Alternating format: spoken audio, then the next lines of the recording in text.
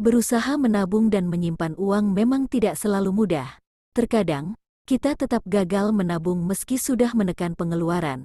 Namun, jika tahu triknya, sebenarnya kita bisa membuat rencana keuangan yang akan menguntungkan kita di masa depan nanti. Nah, berikut ini ada beberapa tips menabung dari berbagai jutawan terkenal, seperti dilansir dari Reader's Digest.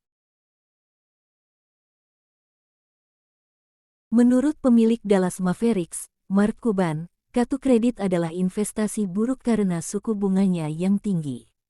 Selain suku bunga tinggi untuk utang kartu kredit, membayar dengan kartu kredit juga bisa membuat kita menghabiskan lebih banyak uang tanpa disadari. Mengawasi kemajuan tabungan dapat meningkatkan motivasi dan membuat kita bertanggung jawab saat menabung.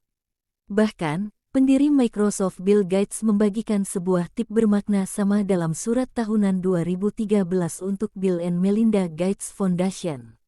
Berikut bunyinya. Intinya, baik menggunakan aplikasi anggaran atau daftar kertas sederhana, melacak tabungan dapat membawa kita lebih dekat untuk mencapai tujuan kita.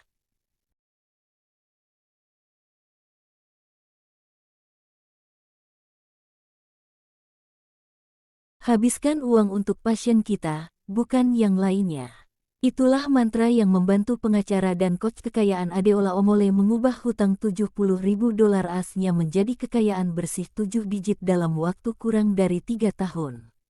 Singkatnya, itu berarti kita harus mulai membelanjakan uang untuk hal-hal yang membuat senang dan bersemangat, kata Omole kepada Business Insider. Menurutnya, setiap pengeluaran tambahan yang tidak menambah nilai dalam hidup harus dikurangi atau dihilangkan sama sekali. Steve Siebold, multi-jutawan dan penulis dari How Rich People Think merekomendasikan untuk mengelilingi diri dengan orang-orang yang berbagi tujuan keuangan dan memotivasi kita untuk mencapainya. Kedekatan pada orang-orang yang lebih sukses dari Anda memiliki potensi untuk memperluas pemikiran dan meningkatkan penghasilan. Kyle Taylor dari The Penny Hoarder mengatakan kepada CNBC Market It bahwa dia menghasilkan jutaan dalam hitungan tahun berkat aturan 50-30-20%. Dengan menggunakan rumus ini, ia menyisihkan 50% dari uang yang diperolehnya untuk tabungan dan kebutuhan seperti sewa dan bahan makanan, 30% untuk pembelian gaya hidup seperti pakaian baru, dan 20% untuk kegiatan menyenangkan seperti konser atau makan di luar.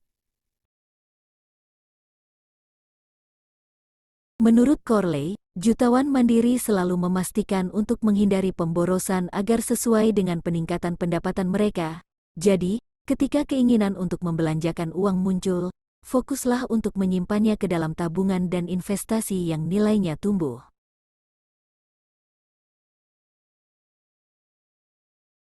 Sebuah studi 5 tahun tentang jutawan mandiri menemukan bahwa mayoritas dari mereka memiliki banyak sumber pendapatan, mulai dari penyewaan real estate, investasi pasar saham hingga bisnis sampingan. Semakin banyak sumber pendapatan yang dapat Anda ciptakan dalam hidup, semakin aman rumah keuangan Anda.